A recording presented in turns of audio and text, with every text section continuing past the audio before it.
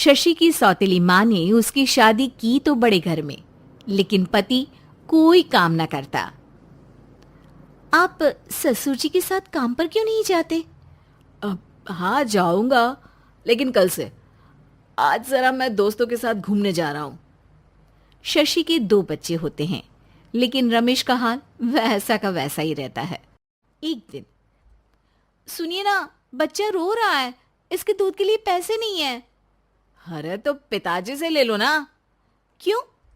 अगर आप में कमाने की क्षमता नहीं थी तो शादी क्यों की? तभी घर आई बड़ी ननद बोल पड़ती है। आहा हा हा, तुम्हारी माँ को साफ साफ कह दिया था कि लड़का ना कमाता है ना कभी कमाएगा।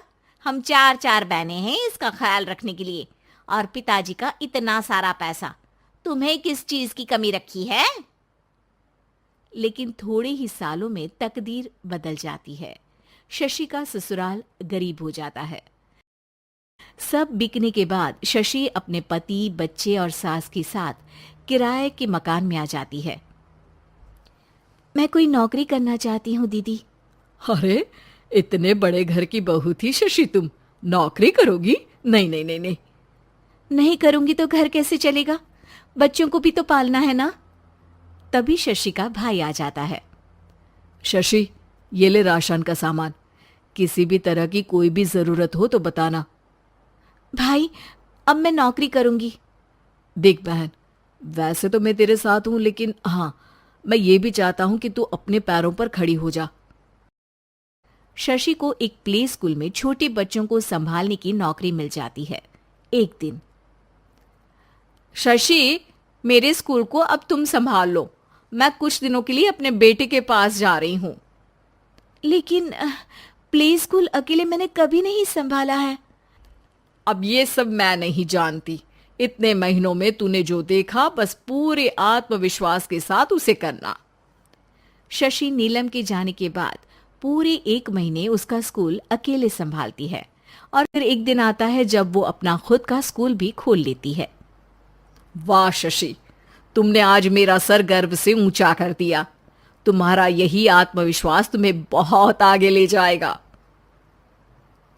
नीलम, बहुत आगे जाने की चाह नहीं है, बस ये छोटा सा स्कूल मेरे बच्चों की अच्छी शिक्षा में मेरी मदद करे, यही मैं चाहती हूँ।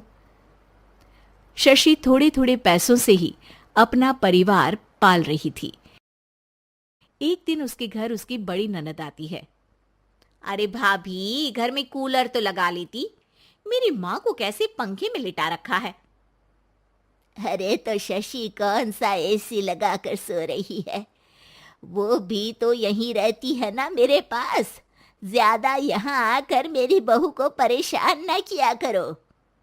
हाँ हाँ, मुझे भी शौक नहीं है इस छोटे से घर में आने का। मैं तो बस ये बोलने आई थी कि मेरे बेटे की शादी है तो ननिहाल का जो नेग होता है वो ले आना। हाँ हाँ, जितना बनेगा कर देंगे, और ना हुआ ना तो वो भी नहीं करेंगे। तभी शशि बोल पड़ती है। अरे नहीं नहीं माँ जी, रीटा घर की बेटी है, उसके ससुराल वाले उससे शादी पर पूछेंगे कि मायके से क्या मिला। रीटा, तुम मुझे सामान की लिस्ट भेज देना, मैं पूरी कोशिश करूंगी कि तुम्हारी हर डिमांड को पूरा करे। अच्छा, मैं खाना लगाती हूँ। शशि ये बोलकर किचन में चली जाती है।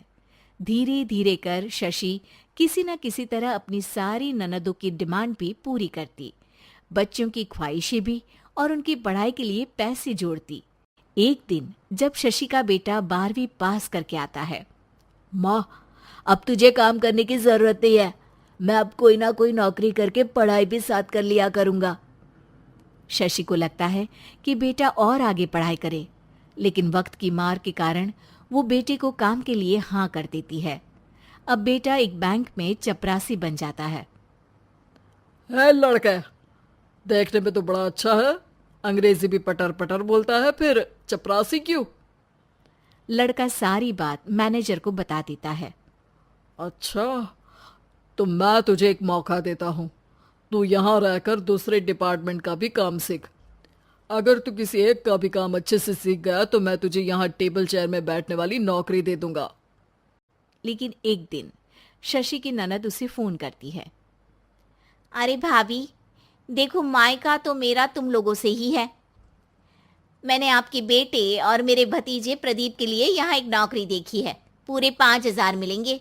वैसे करता ही क्या है, चपरासी ही तो है ना। कोई बात नहीं रीटा, मैं उसे इस शहर के बाहर नहीं भेजना चाहती हूँ। बाकी वो शाम को आएगा तो मैं पूछ लेती हूँ। वहीं प्रदीप मैनेजर की बात से खुश हो जाता है और मैनेजर के काम पर ही नजर रखने लगता है।